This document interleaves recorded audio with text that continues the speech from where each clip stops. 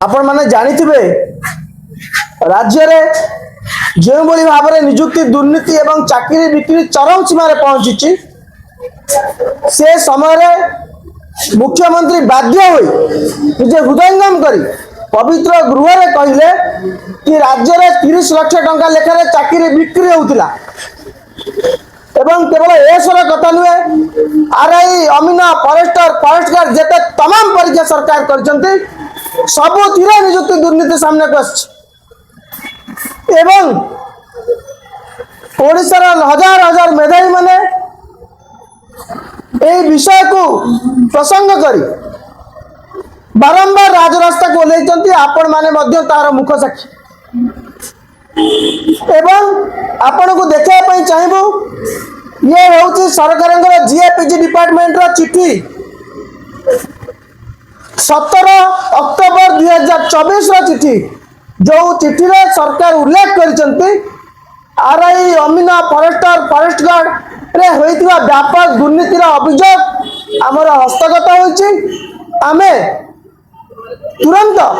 या ऊपर तदंत करिकी निष्पत्ति नेबु किंतु दुर्भाग्यर कथा 17 अक्टोबर को गतकाली गला 17 जनवरी आज है 18 जनवरी दीर्घ 3 मास बीती जाइतिले मध्य सरकार कोउटी ना कोउटी तदंत करिबारे विफल होइछन आमे आरंभ दाबी करी आसुछु आपण आरआई अमीना परीक्षा को बातिल करंतु फॉरेस्टर फॉरेस्ट गार्ड एग्जाम को बातिल करंतु जो परीक्षा रे व्यापक दुर्नीति है -17 -16 0 -3 रखिथिबा शह शह छात्र छात्री माने असाधु उपाय रे 100% स्कोर करिसंती सरकार नवेम्बर 7 रे गोटे नोटिफिकेशन कला ओटीपीएससी डिपार्टमेंट रे नोटिफिकेशन स्पष्ट भाव में लिखा गला जदि कौन परीक्षार्थी अभियोग अच्छी आपण ऑनलाइन पोर्टल माध्यम दाखल करंतु एवं ये जो ऑनलाइन पोर्टल ओटीपीएससी खोली थिला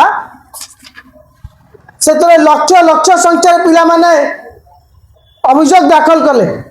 तापरे मध्य फल सुन आमे दाबी करूचु तुरंत सरकार आरआई अमीना फॉरेस्टर फॉरेस्ट गार्ड एग्जाम को बातिल करंतु।